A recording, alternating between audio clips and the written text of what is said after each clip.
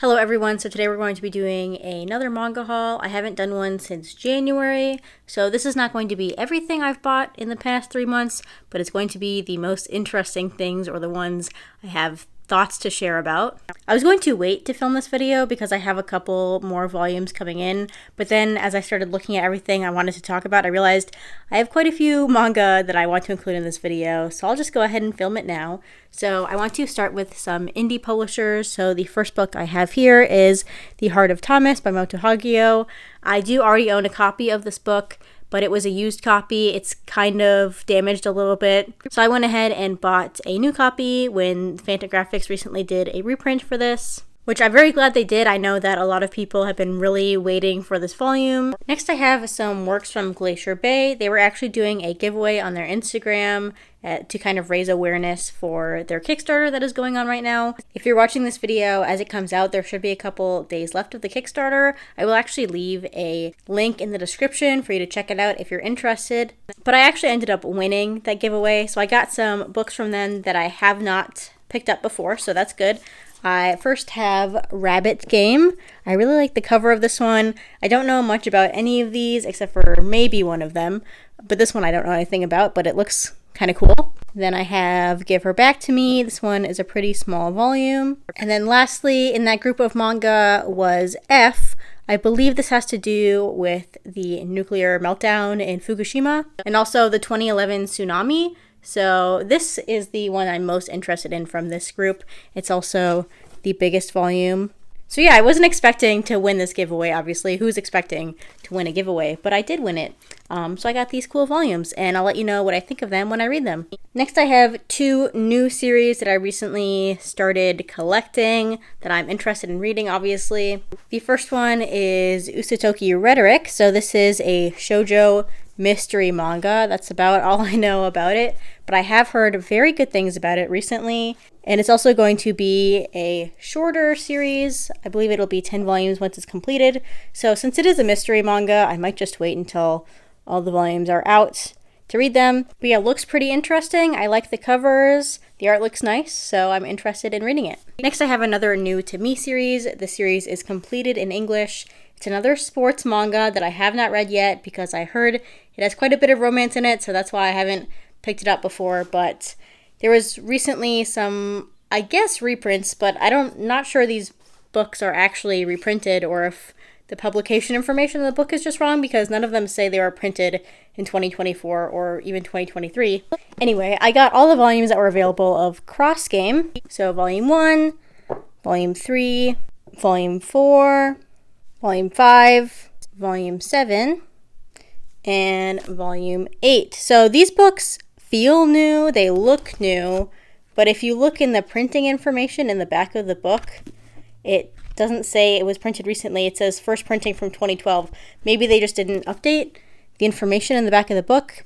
And I haven't heard anything about volumes 2 or 6 being available anytime soon, but once they are, I will go ahead and buy those ones, obviously. This is also available to read on the Shonen Jump app, I think, or the Viz app. Probably the Viz app. So if I have to wait a really long time for the 2 volumes that I'm missing to come out, then I will just go ahead and read it or read the missing volumes on there. But I have heard very good things about this manga from multiple people, so I'm interested in trying it out. Hopefully I enjoy it as well. Next I have a bunch of one-shots. Some of these are recent releases, some of them are ones that I've had on my radar for a while and I just never picked up. But the first one is Panorama of Hell. This was my only 5-star manga from February that I read in February. But this is a horror manga. It's published by Starfruit Books. I have pre-ordered their reprint for The Town of Pigs, which is also by Hideshi Hino. I actually ordered it before when they did the first printing of it, but I never received my copy. So I'm going to try again this time. But if that one is anything like this one, then I'm sure I will love it as well. Then I have Super Dimensional Love Gun. This is by Shintaro Kago, who is the author of Dementia 21, which I read last year and loved as well. I like when they put the words bizarre manga artist right on the cover, so you probably know what you're getting into, but I'm excited to try this one as well. I will probably read this one during the one-shot readathon. Then I have Bee Strings, which is a new one from Yen Press.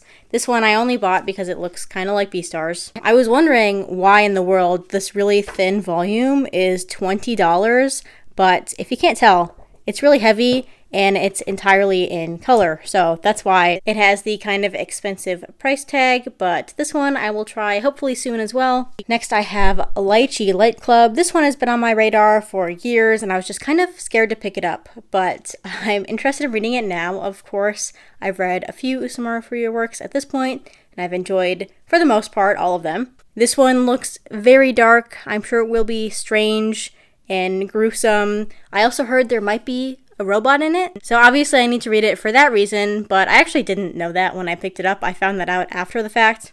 But either way, this is another one I will be reading during the one-shot readathon. Next I have my new favorite cover in my collection. We have Stitches.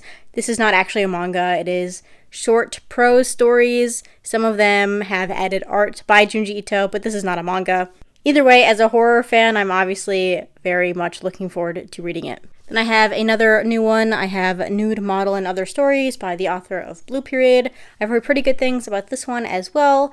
Anthologies or short story collections can go either way. Next, I have a bunch of new volume 1s. I'm going to go through these very quickly because I have talked about all but one of these in videos already where I share synopses and my thoughts about each one of them.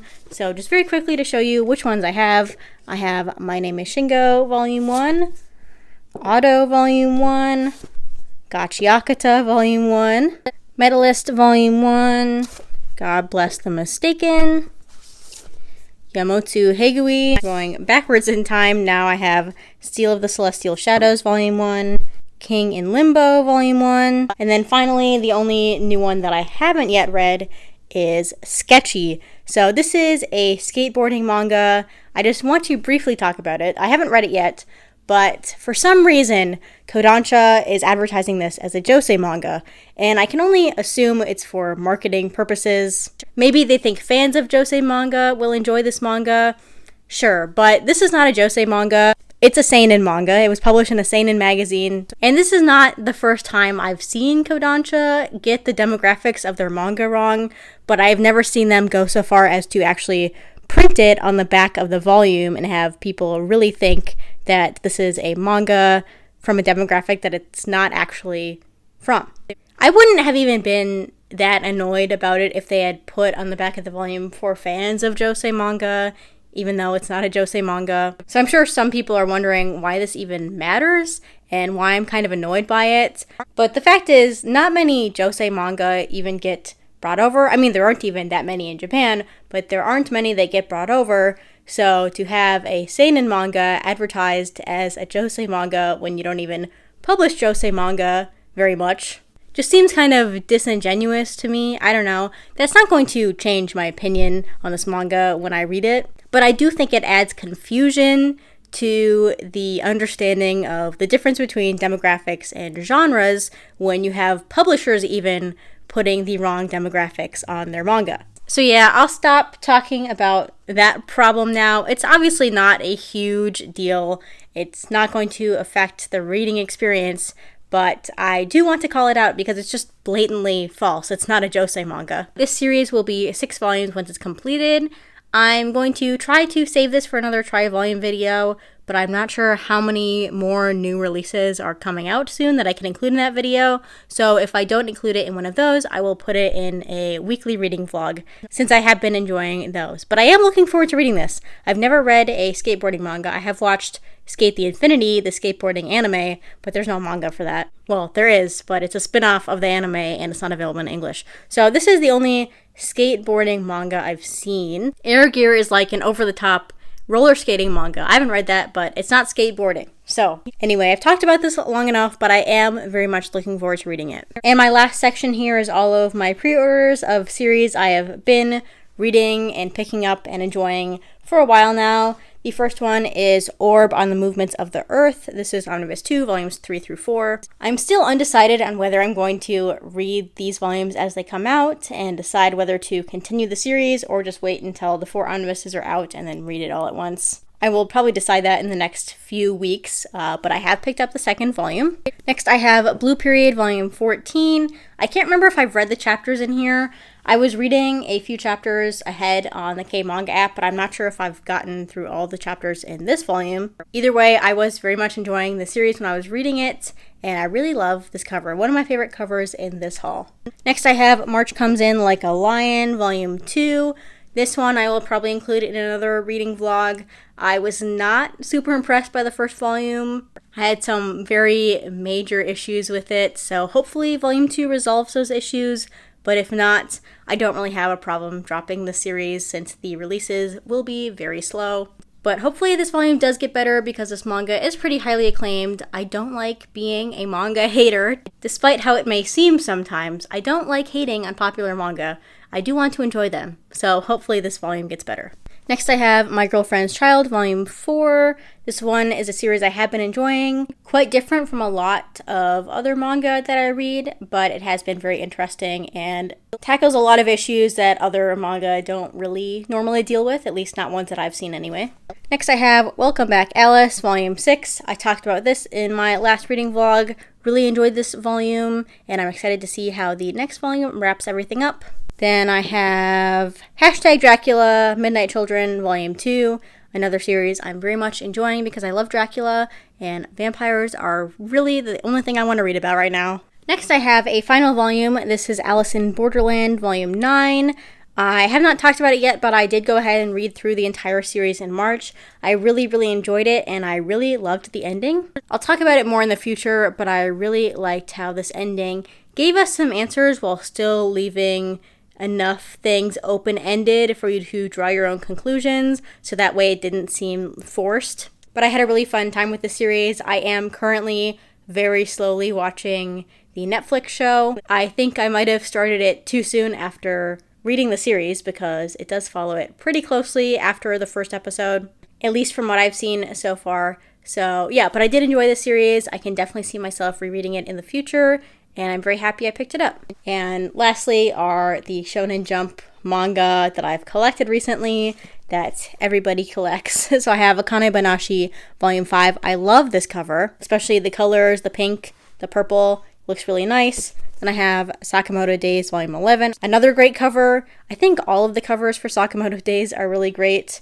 This manga I don't think actually gets good until Volume 3 and later. Volumes 1 and 2 were not that impressive to me, but I did enjoy pretty much everything after that. I haven't read it in about a year. I was reading it weekly and then fell behind, but I'm pretty sure I have read everything in this volume, and I definitely enjoyed it. And then last, but of course not least, I have my One Piece stuff. I have One Piece Volume 105, and then I have One Piece Shokugeki no Sanji, the Sanji spinoff. This is the only One Piece spinoff that I like.